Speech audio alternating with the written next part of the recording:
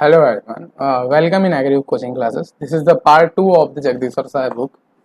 First part में हम लोगों ने देखा था कम्प्लीटली कंटेंट के बारे में बात किया था, जिसमें इस तरीके से सारे चैप्टर्स को हमने डिस्कस किया कि क्या क्या सारी चीज़ें हम लोग पढ़ने वाले हैं. इन सेकेंड लेक्चर हम लोग स्टार्ट करेंगे from the first chapter is farm power and farm mechanisation.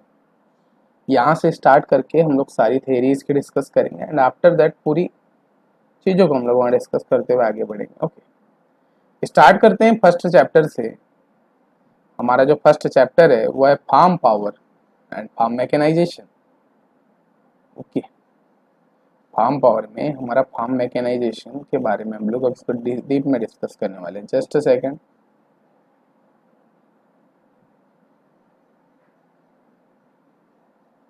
या so farm power and farm mechanization is what. Farm power से तो आप लोग समझ गए होंगे कि फार्म में यूज होने वाली जो भी आपकी पावर्स उनको पढ़ेंगे. मैकेनाइजेशन मतलब कि मैकेनिक्स के द्वारा किस तरीके से क्या मैकेनिक्स यूज कर रहे हैं फार्म में, उन सभी चीजों को हम लोग यहाँ डिस्कस करें. तो अगर मैं बात करूं इंट्रोडक्शन की, तो इंट्रोडक्शन में देखिए यहाँ अगर वन बाय वन हम लोग लाइन्स के बाद द्वारा गए तो India is a vast country covering about 3.29 million hectare geographical area. Okay, sorry, India एक बहुत बड़ी कंट्री है जो कि कवर कर रही है, covering about 3.29 million hectare. 3.29 million hectare, 1 hectare is 2.5 acres. आपको यहाँ याद रखना है कि जो अगर आपकी 3.29 मिलियन हेक्टेयर की बात हो रही है तो 3.2 मिलियन इंटू 1 हेक्टेयर में आपका कितना 2.5 एकड़ का अगर मल्टीप्लाई करें तो उतनी हमारे पास जियोग्राफिकल एरिया है. जियोग्राफिकल एरिया में इसकी खेती करने के लिए हमारे पास जमीन. ओके, और इसमें यानी हमारे पास जमीन है. ऑब्वियसली अभी हम लोग मान लेते हैं कि हमारे पास कितनी 3.29 मिलियन हेक्टेयर अभी हमारे पास जमीन. Of the total geographical area about 166 million hectare is cultivable. Okay, जिसमें से 166 million hectare is cultivable land, जहां पर हम लोग क्या कर सकते हैं, खेती कर सकते हैं. And net area sown in about 142 million hectare, और जिसमें से भी हमारे पास अभी जो है सोन करने के लिए 142 मिलियन हेक्टेयर अभी प्रिपेयर है. ओके, तो एग्रीकल्चर में हम लोग देखते हैं कि हमारी सबसे पहले लैंड के बारे में, तो gross cropped area increased to about 189.5 million hectare. और जो आपका ग्रॉस क्रॉप्ड एरिया इंक्रीज करके जो अभी हो गया है 189.5 मिलियन हेक्टेयर हो गया. The farm holding in India are classified as marginal, small, semi medium, medium and large. Okay, marginal is what, कि जिस भी व्यक्ति के पास, जिस भी एक फार्मर के पास अगर 1 हेक्टेयर जमीन तो मार्जिनल कैटेगरी में आ रहा है. जिसके पास भी अगर 1 से 2 हेक्टेयर लैंड है वो स्मॉल कैटेगरी में आ रहा है. फिर सेमी मीडियम में जिसके पास 2 से 4 हेक्टेयर तक की जमीन है, 1 हेक्टेयर इज 2.5 एकड़, तो आप मल्टीप्लाई करके उसको निकाल सकते हैं. ओके, मीडियम्स के बारे में, और मीडियम में अगर हमारे पास जिस भी फार्मर के पास 4 से 10 हेक्टेयर लैंड है तो वो हमारा मीडियम है. और लार्ज इसमें जो है लार्ज इसमें हमारी जो 10 के ऊपर हेक्टेयर, 10 हेक्टेयर के ऊपर जितनी भी जमीन यूज हम लोग कर रहे हैं, वी आर यूजिंग दैट. तो more than 75% farmer belong to marginal and small category. और हमारे यहाँ पर अगर देखें तो 75 फार्मर्स, 75%, 100% फार्मर्स में से 75% फार्मर्स जो है अभी भी बिलोंग कर रहे हैं मार्जिनल और स्मॉल कैटेगरी में. कि आज की डेट में अगर हम लोग देखें तो फार्मर्स के पास अगर लैंड की बात करें तो 1 हेक्टेयर होगी, या स्मॉल में 1 से 2 हेक्टेयर तक की है. यानी अगर पर्सनली देखें तो किसी भी फार्मर के पास आज की डेट में 10 हेक्टेयर, 2.24 हेक्टेयर इस तरीके की जमीन अभी अवेलेबल नहीं. दैट्स वाई तो with more than 70% area under rainfed crops, और जो कि इसमें से 70% जो है आपकी वर्षा ऋतु पे डिपेंड करते हैं. Okay okay, more. तो इसमें अब हम लोग बात करें तो India is a very promising farm machinery industry, जिसमें इंडिया में बहुत बड़ी फार्म मशीनरी इंडस्ट्री है, producing yearly more than 2.5 lakh tractors. Okay, जो कि इंडिया में 2.5 लाख ट्रैक्टर्स हर साल बनाती है, 10,000 पावर टिलर्स बनाती है और 4.5 लाख स्प्रेयर एंड डस्टर्स बनाती है. ओके, क्योंकि फार्म में यूज होने वाली चीजें हैं ये सब चीजें.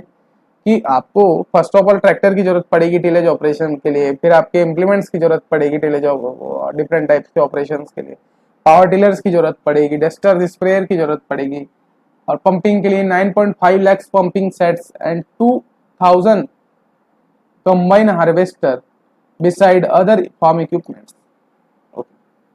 हर साल क्या कर रही, प्रोड्यूस कर रही कि 2.5 लाख ट्रैक्टर प्रोड्यूस कर रही है, 10,000 power tiller, 4.5 lakh sprayer and duster, 9.5 lakh pumping sets and 200 combine harvester हर साल बना रही। बिसाइड अदर फार्म इक्विपमेंट्स, और अदर फार्म इक्विपमेंट्स के साथ। At present, agriculture machinery population in India is estimated at about 150 million, which is include about 3 million tractor and other self-propelled equipment. Okay. क्या बोला है कि at a present agriculture machinery population in India, अगर हम लोग population की बात करें जो कि एग्रीकल्चर मशीनरी का यूज करें, about 150 million which include about 3 million tractors and other self propelled equipment, जिसमें 150 मिलियंस जो है पॉपुलेशन जो है यूज कर रही है, 3 मिलियन ट्रैक्टर्स हम लोग यूज कर रहे हैं और अदर जितने भी सेल्फ प्रोपेल्ड इक्विपमेंट से यूज कर रहे हैं। Power in the basic requirement of agriculture farming operation need some types of power units at the farm to operate machines for. सबसे पहले हम लोग को मशीन्स का यूज करना चाहिए for the seed bed preparation, sowing, water pumping, spraying, interculturing, harvesting, threshing, processing and hauling work.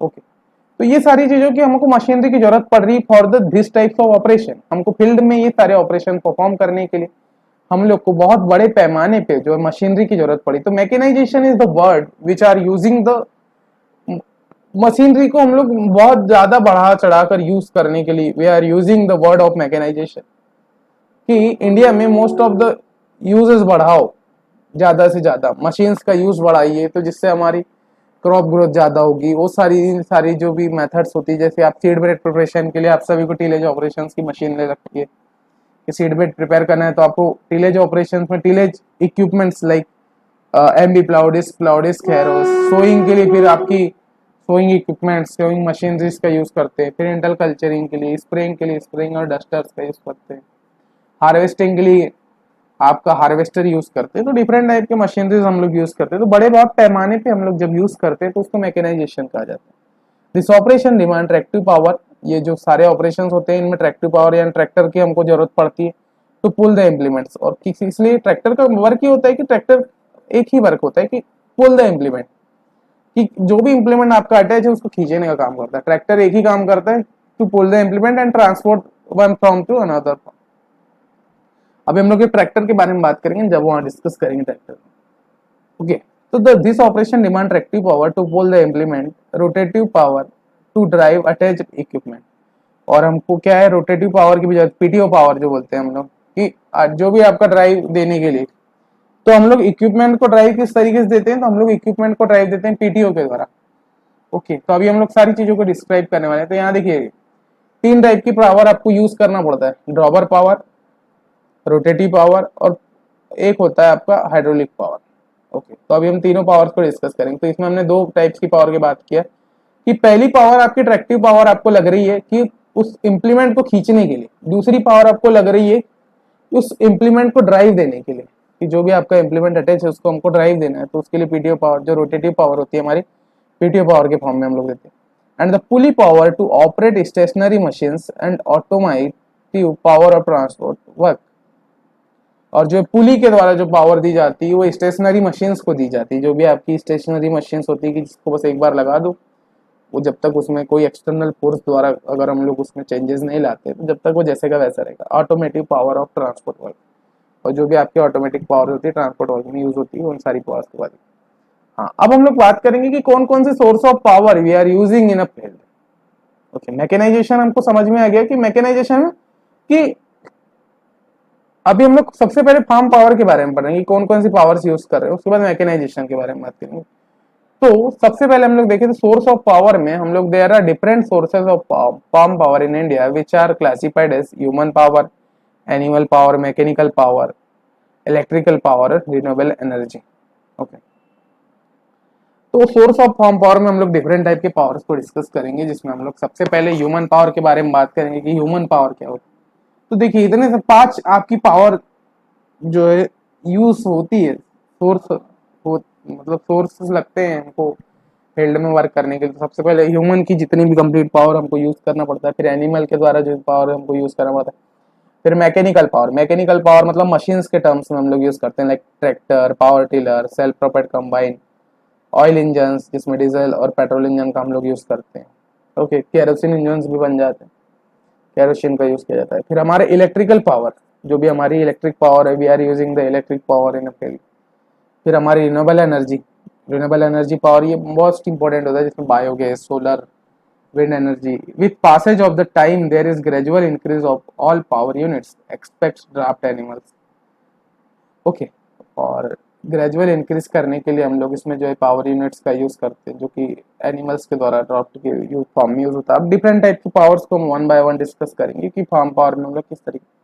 तो human power क्या होती है? ह्यूमन पावर में मेन के द्वारा, किसी भी व्यक्ति द्वारा, विशेष द्वारा। तो ह्यूमन पावर मतलब एक पर्टिकुलर इंसान की जो पावर। तो human power is an important source of operating small implement and tool, जो कि क्या होता है, ऑपरेट करने के लिए यूज होता है स्मॉल इम्प्लीमेंट्स और यूज, क्योंकि जिनको हम लोग हाथों से ही यूज कर लेते हैं, हाथों से ही चला लेते हैं, कि पकड़े मशीन को और इजीली हम लोग चला लेते हैं। तो इसमें किसी ट्रैक्टर वगैरह की जरूरत नहीं पड़ती इसको ऑपरेट करने की। तो स्टेशनरी वर्क लाइक चाप कटिंग, ओके, घास को काटने के लिए, लिफ्टिंग वाटर, थ्रेसिंग, है ना, वाटर लिफ्ट करने के लिए कोई मशीन की जरूरत थोड़ी पड़ेगी कि आपको बस यहाँ से वहाँ वाटर को ले जाना है। एक बाल्टी में आपको पानी दिया तो उसको क्या आप मशीन से ले जाएंगे क्या? तो उसमें आपकी ह्यूमन पावर यूज होने वाली है।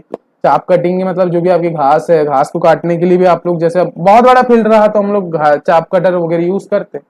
लेकिन अगर बहुत रेयर में, अगर ज्यादा बड़ा फील्ड नहीं है और हमको चाप कटिंग करना है, तो हम लोग हाथों से भी कर लेते हैं। मैक्सिमम किसानों को अगर आपने देखा होगा तो हाथों से ही उन लोग जो चाप कटिंग करते हैं। फिर थ्रेसिंग, अगर मान लो ज्यादा थ्रेसिंग वगैरह करना है तो ये भी हम लोग हाथों से कर लेते हैं। Winnowing and many others such as works are done by manual labour. जो भी वर्क जो है मैनुअल लेबर के द्वारा हम लोग कंप्लीट कर लेते हैं, उसको हम लोग ह्यूमन पावर में पढ़ते हैं। An average man can develop maximum power of about 75 watts. जो अगर एक एवरेज मैन की बात करें तो ये डेवलप करता है 75 वॉट्स पावर। ओके, एक आदमी की पावर की बात करें, एक एवरेज मैन की बात करें, 75 वाट्स तक की पावर ये जनरेट करता है। About 0.1 HP for doing farm work. एक एवरेज मैन की पावर की बात करें तो 0.1 HP जो है ये प्रोड्यूस करता है। ओके, नाउ हम लोग बात करेंगे next animal power. Animal power सालों से यूज करते आ रहे हैं। ओके, एनिमल पावर में तो power developed by an average pair of bullocks. Okay, दो बलुक्स के द्वारा, दो बैलों के द्वारा जो पावर यूज की जाती है, क्योंकि सालों से हम लोग यूज कर रहे हैं बैल का। जो भी आपके बैल होते हैं उनको we are using in very earlier time, बहुत पुराने समय से हम लोग जो है इनका यूज करते हुए आ रहे हैं। डेफिनेशन से समझते हैं। Power developed by an average pair of bullocks is about 750 watts, about 1 HP for useful farm work. 1 HP power generate हो रही है हमारी दोनों के द्वारा, और यूजफुल वर्क में हम लोग उसको फार्म वर्क में यूज करें। Bullocks are the employed for all types of farm work in all seasons. Okay, इसको हम लोग जो है all seasons में यूज कर सकते हैं। Farm all in seasons. Beside bullocks, other animal like camel, buffaloes, horse, donkey, moles and elephants are also used at different places. और अगर बहुत बड़े पैमाने पे हमारा फील्ड है, अगर मान लो बहुत हाई लेवल पे, हाई मतलब 10 हेक्टेयर से ऊपर, तब हम लोग जाकर के यूज कर सकते हैं बफेलोस का, फिर हॉर्सेस का। ओके, घोड़ों का भी पहले के जमाने में डंकीज का यूज ज्यादा किया जाता था, गधों का, कि उसमें लाद कर सामान को ट्रांसपोर्टेशन के वर्क में हम लोग जो यूज करते थे गधों का। मल्स एंड एलिफेंट्स वगैरह का जब बहुत बड़ी फील्ड अगर हमारी है, जब हम लोग यूज कर सकते हैं ज्यादा एनिमल पावर जनरेट करने। Okay, a draft animal can exert about 1/10 of its body weight from doing work. Okay, तो इसका 1/10 ऑफ द बॉडी वेट के बराबर ये वर्क कर लेते हैं, जितना उनका वेट होता है उसका 1/10। तो बहुत ज्यादा अमाउंट ऑफ एनर्जी इसमें यूज कर लेते हैं। तो बल्क का यूज हम लोग कर रहे हैं। तो एनिमल पावर ये होती है। ह्यूमन पावर में खुद में लेबर के द्वारा कर रहे हैं, एनिमल में एनिमल के द्वारा। अब हमारी आती है mechanical power. Mechanical power is the most important power, हम लोग कुछ मैक्सिमम क्वेश्चंस इससे बनते हैं। मैकेनिकल पावर जिसमें क्या हो रहा है, मशीन्स के द्वारा यूज कर रहे हैं हम लोग, फील्ड में मशीन्स यूज कर रहे हैं, उसके द्वारा पावर जनरेट कर रहे हैं, पावर जनरेट करके उसको पावर को हम लोग यूज कर रहे हैं। तो mechanical power include tractor, power tiller, oil engine. Tractor का यूज कर रहे हैं, पावर टिलर का यूज कर रहे हैं, ऑयल इंजन का यूज कर रहे हैं जिसमें डीजल इंजन, पेट्रोल इंजन और केरोसिन का यूज कर रहे हैं। ओके, उसके बाद सेल्फ प्रोपेल्ड कंबाइंस, जो भी हमारे सेल्फ प्रोपेल्ड कंबाइंस होते हैं उनका यूज करें। उसके बाद ऑयल इंजन, जो भी आपके इंटरनल कंबक्शन इंजन होते हैं, पेट्रोल इंजन, डीजल इंजन, वो सारी चीजों को हम लोग वहाँ यूज करेंगे। ओके, मैकेनिकल पावर के द्वारा, तो मैकेनिकल में डायरेक्टली कि एक फॉर्म ऑफ एनर्जी डालना है, दूसरी फॉर्म ऑफ एनर्जी में कन्वर्ट करके निकालना है, तो use. Thermal efficiency of diesel engine varies from 32 to 38%। Thermal efficiency की बात करें कि डीजल इंजन की थर्मल एफिशिएंसी कितनी होती है, 32 to 38%, whereas that the petrol engine varies from 25 to 32%। और पेट्रोल इंजन की बात करें तो 25 to 32% जो है इसकी एफिशिएंसी। In modern days almost all tractors and power tillers are operated by diesel engine. अब आज के समय में क्या हो गया कि देखिए, पेट्रोल और डीजल इंजन को भी डिस्क्राइब किया नहीं है, लेकिन मैं बता दे रहा हूँ क्योंकि पढ़े ही होंगे आप लोगों ने।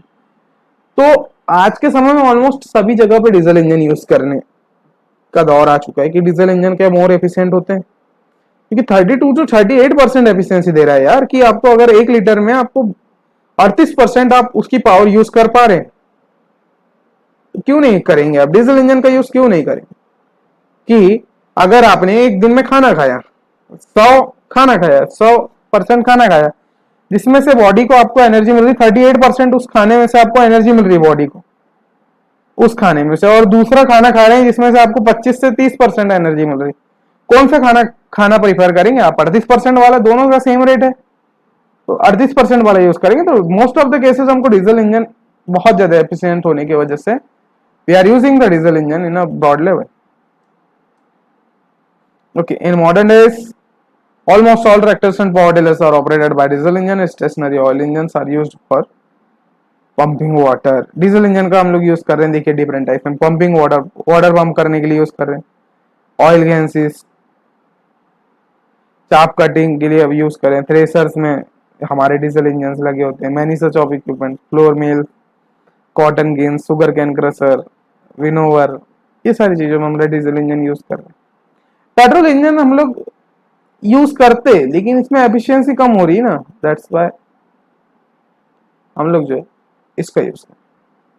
अब देखिए, ट्रैक्टर इंजन और डीजल इंजन में भी खास बात भी देखिए तो सर, अगर एफिशिएंट है तो हम लोग तो बाइक में भी हमको डीजल इंजन यूज करना चाहिए। क्या होता है ना, डीजल इंजन का साइज ज्यादा बड़ा होता है, इस वजह से साइज के अकॉर्डिंग हम लोग को, अगर बाइक को डीजल इंजन अगर हम बाइक में लगा देंगे तो बाइक का साइज बहुत ज्यादा बड़ा हो जाएगा, that's why we are not using the diesel engine in bikes. Okay, अभी कुछ बाइक्स आ रही है जिसमें डीजल इंजन डिजाइन किया गया, तो अभी बाद में देखेंगे। अब बात करेंगे ट्रैक्टर के बारे में। Tractor are available in the following classes depending upon HP. Tractor को भी डिफरेंट टाइप में डिस्क्राइब किया गया है, जिसमें अलग अलग एचपी के अकॉर्डिंग अलग अलग ट्रैक्टर्स को रखा गया है। ओके, तो पहला इसमें 20 एचपी का ट्रैक्टर है, फिर 21 से 30 एचपी का ट्रैक्टर है, फिर 31 से 40 एचपी का ट्रैक्टर, और फोर्थ नंबर में आपका 50 एचपी का ट्रैक्टर इसमें रखा गया। ओके, 20 एचपी के जो ट्रैक्टर होते हैं, सबसे पहले इनको छोटे ट्रैक्टर के फॉर्म में इसको रखा गया है, फिर 21 से 30, 31 से 40। अब देखते हैं कैसे। The most popular tractor is found in 31 to 40 HP segment, which accounts for about 60% of total sales in the country. Most popular tractor जो कि फाउंड किए गए 31 से 40 HP सेगमेंट में, which accounts for about 60%, okay 60% total sales in the country, जो कि हमारे 60% sales अगर बात करें तो 31 से 40 HP, क्योंकि फील्ड में हम लोग नॉर्मली क्या 35 HP के ट्रैक्टर यूज करते हैं, 35 से 40 HP के बीच में, तो 31 से 40 HP के सेगमेंट में हमारे 60% सेल इसी का होता है। Tractor manufacturing was started in India in the year of 1961। 1961 से हमारा जो ट्रैक्टर मैन्युफैक्चरिंग स्टार्ट हो गया था इन इंडिया में, तो सबसे पहली जो कंपनी हमारे यहाँ इंडिया में आई थी वो है आइसर, MS आइसर, गॉड अर्थ के द्वारा ये बनाई गई थी। The number of tractor increased from about 2 lakh in 1971 about 3 million at present. उस समय हमारे 2 लाख ट्रैक्टर बनाए लिए गए थे 10 साल के अंदर में। 1961 से 1971 तक हम लोगों ने जो है 2 लाख से ऊपर ट्रैक्टर बना लिया था। और आज की डेट में अगर अभी देखिए present at the present time तो 3 से 5 मिलियन ट्रैक्टर हमारे रोजाना हर ईयर बनते हैं। ओके, तो इस तरीके से पावर। नेक्स्ट पावर हम लोग बात कर रहे थे, थर्ड हमारी पावर हो गई थी मैकेनिकल पावर के बाद हम लोग बात करेंगे इलेक्ट्रिकल पावर। अब देखिए भाई, फील्ड में काम करना है तो हमको पावर की तो जरूरत पड़ेगी, तो इलेक्ट्रिकल पावर की भी जरूरत पड़ेगी, बिकॉज बिना इलेक्ट्रिसिटी के तो आजकल कुछ चीजें होती ही नहीं, बिना इलेक्ट्रिसिटी के तो कोई काम होता ही नहीं। So that's the important point. Electrical power. Electrical power is used mostly in the form of electrical motors. जो आपकी इलेक्ट्रिकल पावर है मोस्टली यूज हो रही है electrical Motors of the motor के फॉर्म में हम लोग यूज करें। Motor is a very useful machine for farmer. Okay, motor बहुत ज्यादा यूजफुल मशीन है। It is clean quiet and smooth running, जो कि क्लीन क्वाइट और स्मूथ रनिंग के लिए हम लोग के लिए बनी होती है। It maintenance and operation need less attention and care. इसके अगर मेंटेनेंस और ऑपरेशंस की बात करें कि अगर इसमें कितना ज्यादा मेंटेनेंस लग रहा है तो इसमें जो अटेंशन और केयर जो लीस बहुत कम मात्रा में इसमें अटेंशन और केयर लग रहा है। The operating cost remains almost constant. अगर इसमें ऑपरेटिंग कॉस्ट की बात करें तो बहुत लेस अमाउंट में ऑपरेटिंग कॉस्ट लग रहा है कि आपकी बस 2 से 4 रुपए की बिजली जल रही है through out it's life. Electrical power is used for water pumping. Water pumping के लिए हम लोग यूज करते हैं। डेयरी इंडस्ट्रीज में हम लोग को इलेक्ट्रिक जरूरत पड़ती है। कोल्ड स्टोरेज में हमको जरूरत पड़ती है। फार्म प्रोडक्ट प्रोसेसिंग, जो भी हमारे फार्म से निकलने वाले प्रोडक्ट है उनकी प्रोसेसिंग को इलेक्ट्रिसिटी की जरूरत पड़ती है। फिर फूड इंडस्ट्री में हम लोग को इलेक्ट्रिसिटी की जरूरत पड़ती है। Poultry industry, okay, poultry farms में हम लोग we are using the poultry industry electrical power and many similar things of for the farmers. सारे सिमिलर थिंग्स जो कि फार्मर यूज करता है उन सारी इंडस्ट्रीज में we are using the electrical power. Now next is renewable energy. The most important energy of the session is renewable. Renewable को तो हम लोग बहुत ज्यादा डीप में डिस्कस करने वाले हैं। इसका जब चैप्टर हम लोग पढ़ेंगे कि इसका अलग से चैप्टर बना है renewable energy, biogas and different type के जो भी सोर्सेज सभी के बारे में डीप में डिस्कस करेंगे। तो रिन्यूएबल एनर्जी की डेफिनेशन को बात करते हैं, it is the energy mainly obtained from biomass. जो एनर्जी है ऑब्टेन कर रही बायोमास के द्वारा, सन एंड विंड और सूर्य और हवा के द्वारा। Biomass energy, wind energy and solar energy are used in agriculture and domestic process. जो आपकी बायोमास एनर्जी है, विंड एनर्जी और सोलर एनर्जी जो है ये यूज एग्रीकल्चर में बहुत ज्यादा पैमाने पे यूज हो रही है, डोमेस्टिक पर्पस के लिए भी यूज हो रही है विथ सुटेबल डिवाइसेस। जो कि आपके जितने भी सुटेबल डिवाइसेस है उनके द्वारा भी इसमें यूज है। It can be used for lighting, cooking, water heating, water distillation. Okay, it can be used for lighting, cooking, बहुत लाइट कुकिंग के लिए यूज की जाती है। वाटर हीट के लिए, वाटर को हीट करने के लिए, वाटर डिस्टिलाइजेशन, फिर फूड प्रोसेसिंग के लिए यूज की जाती है, वाटर पंपिंग के लिए यूज की जाती है, डीजल इंजन ऑपरेशंस में हम लोग यूज करते हैं, एंड इलेक्ट्रिक जनरेशन, जितनी भी आपकी इलेक्ट्रिक जनरेट करने के लिए भी we are using renewable energy. Renewable energy is inexhaustible in nature. ये इनएग्जॉस्टेबल होती है नेचर में, यानी खत्म नहीं होती है। ओके, तो ये इंपॉर्टेंट चीज है कि नेचर के द्वारा बनाई गई एनर्जी होती है और इनएक्सिस्टेबल होती है। Merits and demerits of different forms of power. सारे पावर को हम लोग मेरिट में देखेंगे कि उसमें मेरिट क्या है और डीमेरिट क्या है। ह्यूमन पावर की अगर बात करें तो हमारी ह्यूमन पावर इजीली अवेलेबल तो हो जाती है, इसका पॉजिटिव पॉइंट। मेरिट मतलब पॉजिटिव पॉइंट, डीमेरिट मतलब नेगेटिव। लेकिन cost list power compare to all other form of power, ये जो है कॉस्ट लिस्ट पावर होती है। अगर कॉस्ट की बात करें तो बहुत कम power compare to other form power के। ओके, और सेकंड पॉइंट की बात करें अगर पॉजिटिव, उसमें used for all types of work, सारे टाइप्स ऑफ वर्क। लेकिन अगर डीमेरिट की बात, नेगेटिव पॉइंट इसका क्या होता है ह्यूमन पावर का, कि वेरी लो एफिशिएंसी। कि अगर हमको क्या है, एक मतलब एक काम को करना है और अगर मशीनरी से वो काम हमारे 1 घंटे में पूरा हो जाता है, तो उसी काम को करने के लिए क्या कर रहे हैं, ह्यूमन पावर क्या ले रहा है, 2 से 3 घंटा उसको ले रहा है।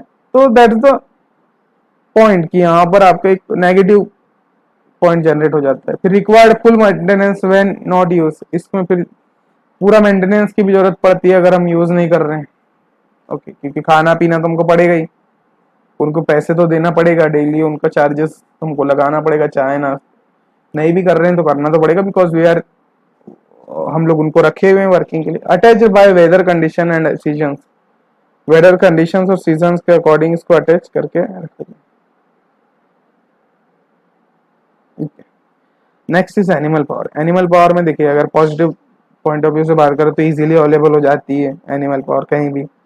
Use for all types of work, हम लोग ऑल टाइप्स ऑफ वर्क में इसको भी यूज कर लेते हैं। इनिशियल इन्वेस्टमेंट में यूज हो जाती है कि मान लो 10 से 12 हज़ार के अपने बैल खरीद के ला लिए एक बार, उसके बाद आप लोग हर साल उसमें सिर्फ खिला पिला रहे हैं और उसके बाद आप लोग जो है बस उनका यूज करते जा रहे हैं। उसमें कोई अदर इन्वेस्टमेंट, खिलाने पिलाने से अलावा उसमें कोई इन्वेस्टमेंट की जरूरत नहीं। बस उनका अगर मान लो कोई प्रॉब्लम आ रही तो बस उसको आपको चेक वेक करवाना रहता है, बाकी उसमें कोई एनिमल पावर में आपको उतनी ज्यादा जरूरत नहीं पड़ती। Supplies manure to the field and fuels to the farmer. Okay, manure, इनके क्या, एनिमल पालने से क्या होता है, आपके खाद में प्रोड्यूस कर सकते हैं आप लोग, मैन्योर्स प्रोड्यूस कर सकते हैं, फ्यूल्स सप्लाई कर सकते हैं। ओके, फ्यूल्स में जैसे इसमें बायोमास, बायोगैस वगैरह का यूज कर, लिव्स ऑन फार्म प्रोडक्ट्स। और जो है इसमें फार्म प्रोडक्ट्स के द्वारा भी, जैसे आपके जो पैरा वैरा वगैरह होता है ना, आप लोग यूज करते हैं, मैक्सिमम फार्मर जो कि गांव के तरफ के हैं उन लोग यूज करते हैं, तो उसमें इम्पोर्टेंट। अगर इसमें demerit negative point of view से बात करें तो नॉट वेरी एफिशिएंट, ज्यादा एफिशिएंट नहीं होता है। Season and weather affect the efficiency, इसकी अगर बात करें तो इसमें सीजन और जो आपकी वेदर है ये अफेक्ट नहीं कर रहा है एफिशिएंसी। हाँ, अफेक्ट करता है एफिशिएंसी इसको, कि मान लो आपका गीले सीजन में किस तरीके से एनिमल्स का यूज करेंगे। नॉट वेरी, ये भी ज्यादा एफिशिएंट नहीं होते। 1 HP पावर तो जनरेट कर रहे हैं। एनिमल पावर कितनी होती है, 1 HP होती है। 1 HP पावर में आप कितना वर्क कर लेंगे, तो आपको इसमें भी बहुत ज्यादा टाइम रिक्वायर्ड होता है कि आपको एक काम को करना है तो उसमें आपको बहुत ज्यादा टाइम वेस्ट करना पड़ेगा। उसकी can not work at a stage. Okay, work नहीं करता इस स्टेज में। Required full maintenance when not in use, अगर हम लोग यूज नहीं कर रहे हैं तो उसको फुल मेंटेनेंस की जरूरत पड़ती है। Creative unhealthy and dirty atmosphere near the residence. Okay, creates unhealthy and dirty atmosphere. Okay, unhealthy and dirty atmosphere इससे क्रिएट हो जाता है नियर द रेसिडेंस। जितने भी आपकी स्मेल आ रही है, फिर एनिमल्स के जो भी प्रोड्यूस निकल रहे हैं उनसे अब थोड़ा सा एटमॉस्फेयर डर्टी हो जाता है। Very slow in doing work, और डूइंग वर्क करने के लिए जैसा बहुत स्लो फॉर्म में करते हैं कि इसमें टाइम ज्यादा रिक्वायरमेंट। ओके, ये ज्यादा सारी चीजें एनिमल में और अपने ह्यूमन में। ह्यूमन पावर की होती है 0.1 HP, एक मैन की पावर होती है। एनिमल पावर 1 HP तक पावर हमारे एनिमल की होती है, 2 bullocks. Now will talk about the mechanical power, important power. इसमें पॉजिटिव और नेगेटिव पॉइंट्स की तो बात करते हैं, तो पॉजिटिव पॉइंट्स में देखिए एफिशिएंसी बहुत ज्यादा हाई होती है मैकेनिकल पावर वाले, कि आपका 10 घंटे का काम 1 घंटे में मशीन करके दे देती है। Not affected by weather, weather के द्वारा भी अफेक्ट नहीं होती है। ओके, कोई भी वेदर आ जाए, कोई भी कंडीशंस आ जाए तो अफेक्ट नहीं कर पाते। Can not work at a stretch. Okay, और ये नहीं वर्क नहीं करती किसी भी स्ट्रेच में। रिक्वायर लेस स्पेस, ये जो है लेस स्पेस रिक्वायर्ड करती है। Cheaper from other, cheaper from power, ये सबसे सस्ती होती है पावर में। अगर देखें, अगर इसमें नेगेटिव पॉइंट ऑफ व्यू तो इनिशियल कैपिटल इन्वेस्टमेंट होता है। ओके, इसमें जो प्रारंभिक कैपिटल इन्वेस्टमेंट ज्यादा होता है, कि हाँ अगर मैकेनिकल इसमें अगर ट्रैक्टर खरीदना है तो 8 से 9 लाख का आपका ट्रैक्टर आएगा। तो इसमें थोड़ा सा इनिशियली बस आपको थोड़ा इन्वेस्टमेंट करना होता है, बाद में तो सब चीज इजीली मिल जाती है कि एफिशिएंसी अच्छी मिल रही है और चीपर होता है। सबसे सारी यहाँ चीजें आपको मिल रही है। फ्यूल इज कॉस्टली, फ्यूल की बात करें तो फ्यूल इसमें कॉस्टली फ्यूल होता है। Repair and maintenance needs technical knowledge. हाँ, इसमें अगर रिपेयर और मेंटेनेंस के लिए फिर आपको क्या है, देखिए टेक्निकल नॉलेज वाला बंदा ही रखना पड़ेगा, बिकॉज जो फार्म में यूज होने वाली मशीनरीज है, फार्म में यूज होने वाले इक्विपमेंट्स है, इनमें जो है आपको मेनली जो है सारी चीजों का ध्यान रखना पड़ता है, सारी चीजों का इंतजाम। इसमें फ्यूल, रिपेयर और मेंटेनेंस के लिए आपको एक टेक्निकल बंदा, इसमें कोई भी नॉर्मल मैकेनिक्स कोई ज्यादा यूज नहीं करता, बना नहीं पाएगा इन मशीनरी को अगर वो हुआ तो, इसलिए डिजाइनिंग की आपको इक्विपमेंट जरूरत पड़ती इलेक्ट्रिकल पावर में हम लोग अगर पॉजिटिव पॉइंट ऑफ व्यू से बात करें तो very cheap form power. Electrical power भी जो आपकी बहुत चीप होती, सस्ती मिल जाती है, हाई एफिशिएंसी होती है इलेक्ट्रिकल वे में हम लोग can work at strike. Okay, maintenance and operating cost is very low. इसमें मेंटेनेंस और ऑपरेट करने की जो लो कॉस्ट है बहुत ज़्यादा कम होती है। Not affected by season, season के द्वारा अफेक्ट नहीं होती। हाँ, डीमेरिट्स की बात करें तो initial capital investment is high. इसमें भी देखिए, हाँ, इलेक्ट्रिसिटी का एक सेटअप कंप्लीट बनाने में आपको जो है इन्वेस्टमेंट करना पड़ता है स्टार्टिंग में, तो ये हाई इन्वेस्टमेंट होता है। फिर इसमें अगर बात करते हैं require good technical knowledge. Okay, इसमें टेक्निकल नॉलेज जो है गुड होना चाहिए, अच्छा नॉलेज अगर आपका है देन यू आर डूइंग। अच्छे टेक्निकल नॉलेज के साथ ही आप इलेक्ट्रिसिटी पावर में ज़्यादा अच्छे से वर्क कर पाएंगे। It handled carelessly it causes great danger. Okay, अगर आप केयरलेस हैं और अगर आप यूज़ कर रहे हैं तो ये थोड़ा डेंजर हो जाता है इलेक्ट्रिकल, इसमें क्या डायरेक्ट शॉक मारता है। 1000 वाट, 450 वाट और 550, 470 ऐसे वॉट्स में पावर आपकी डिस्ट्रीब्यूट होती है तो उस फॉर्म में। Okay, now we will discuss about the status of farm power in India. Farm power का अगर स्टेटस देखिए अभी इंडिया में, तो agriculture is the most important sector of Indian economy. Indian economy में एग्रीकल्चर का सेक्टर अगर देखें तो बहुत इंपॉर्टेंट होता है। Most of the farming is done by small holdings, के जो कि most of the farming is done by small holdings, की जितनी भी फार्मिंग होती है स्मॉल होल्डिंग्स के द्वारा। About 78% farm holding belong to small and marginal farmers. इसमें से 78% जो कि farm holdings small and marginal farmer के द्वारा रखी गई। 1 हेक्टेयर, 2 हेक्टेयर, 3 हेक्टेयर जो लैंड है वो एक एक फार्मर को रखी गई, तो उसमें जो है स्मॉल एंड मार्जिनल फार्मर को use. About 22% belong to semi medium. 22% जो है सेमी मीडियम में, लाइक आपका 2 से लेके 5, 2 से लेके 10 हेक्टेयर तक की अगर जमीन है। Medium and large farmer holders, उसमें अगर बोल सकते हैं कि large farmer holder. India is yearly producing more than 2.5 lakh tractor. Okay, अगर इंडिया में 2.5 लाख ट्रैक्टर अभी ईयरली बन रहे हैं, 10,000 पावर टिलर्स हमेशा बन रहे हैं, 10 लाख पंपिंग सेट्स बन रहे हैं, 2,000 कंबाइन हार्वेस्टर बन रहे हैं, yet Indian agriculture lacks farm power.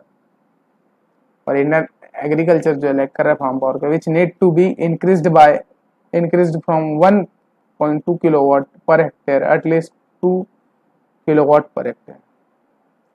अभी जो पावर यूज कर रहा है 1.2 kilowatt per hectare power use कर रहा है, तो हमको एटलीस्ट इसमें 2 किलोवाट तक हमको ले जाना है with the help of machinery. Draft animals and farm workers are important source of farm power. Okay, जो ड्राफ्ट एनिमल्स हैं आपके जो यूज कर रहे हैं ड्राफ्टिंग के लिए, drafting is a force, horizontal force.